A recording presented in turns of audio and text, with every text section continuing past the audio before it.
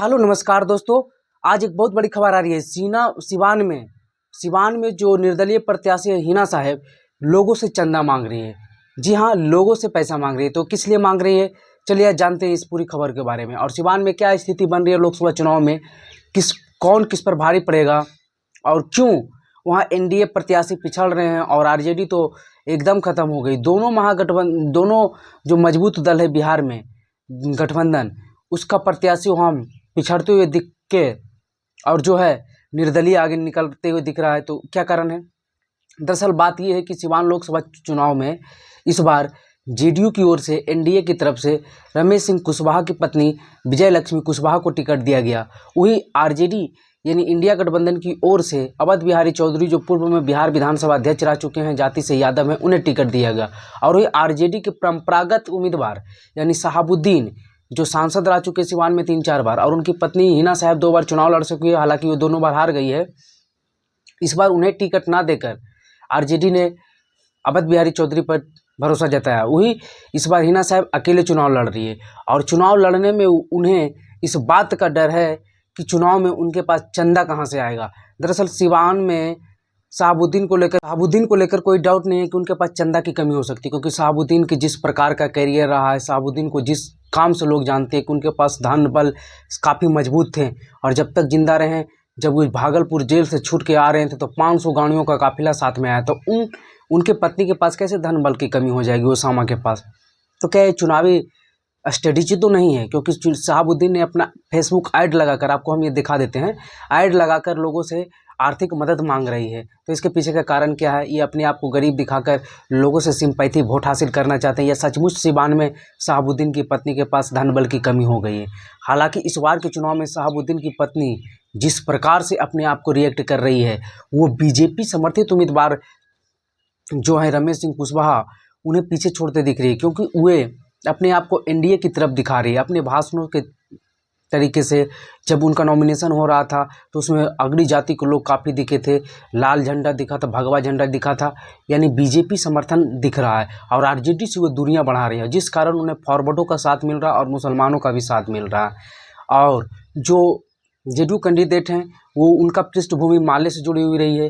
वो सिवान में माले लाने के लिए उनके पिता को ही जिम्मेदार माना जाता है, और वो माले में रहे भी और सिवान के जीरादेई से एक बार विधायक भी रहे।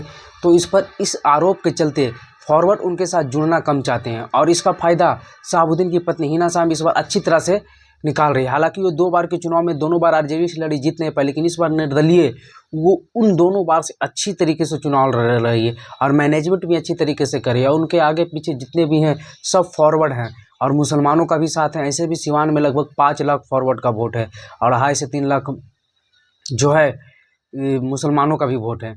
बात होगी कि सिवान में आगे क्या होता है।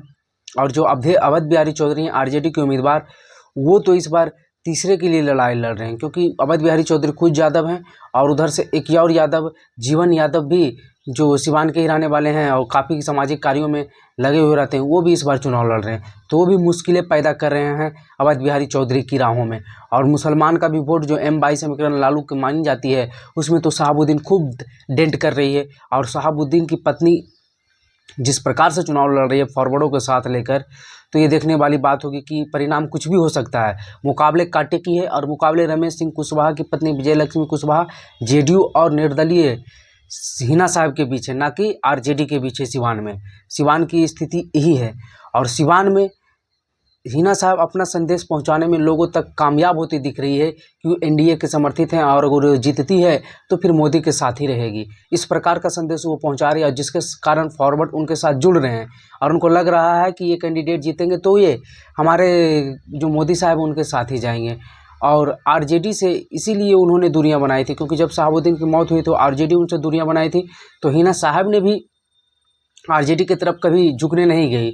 और लास्ट के समय में जब आरजेडी की ओर से उन्हें ऑफर आया तो उन्होंने ठुकरा दिया और उसका उन्हें फ़ायदा मिलते हुए दिख रहा है, क्योंकि आरजेडी की तरफ वो रहते तो उन्हें M22 समीकरण पर ही सिमटता हुआ रहना। लेकिन निर्दलीय है तो उन्हें सभी का वोट मिल रहा है, सभी का मतलब समर्थन मिल रहा है। वोट तो अभी चुनाव के बाद ही पता चलेगा कि क्या होगा परिणाम। लेकिन जिस प्रकार से उन्होंने लड़ाई लड़ रही है अकेले निर्दलीय और एक समीकरण के ऐसे भी शहाबुद्दीन का जो हिना साहब का जो सिवान है, सिवान में जो सिवान है उसमें शहाबुद्दीन का आरजेडी से उल्टा ही रहा। सब जगह M22 समीकरण चलता, लेकिन सिवान में नहीं। सिवान में यादव शहाबुद्दीन के साथ नहीं होते थे और फॉरवर्ड एनडीए के साथ नहीं होते थे। फॉरवर्ड जो हैं आरजेडी के साथ हो जाते थे सिवान में, यानी शहाबुद्दीन के साथ, क्योंकि वहाँ माले और फॉरवर्डों में ज़मीन की लड़ाई, लाल झंडा की लड़ाई खूब चली। तो इस कारण सिवान की स्थिति ये है। और शहाबुद्दीन की पत्नी जो चंदा मांग रही है उसके पीछे कारण क्या है ये तो ही बताएंगे, लेकिन वो धन बल की कमी हो गई है और इस कारण मांग क्या मांग रहे हैं ये देखने वाली बात होगी। चलिए ऐसे इंफॉर्मेटिव वीडियो और लेटेस्ट वीडियो देखने के लिए हमारे चैनल मगही खबर को सब्सक्राइब कर लें जी। वीडियो देखने के लिए जय हिंद।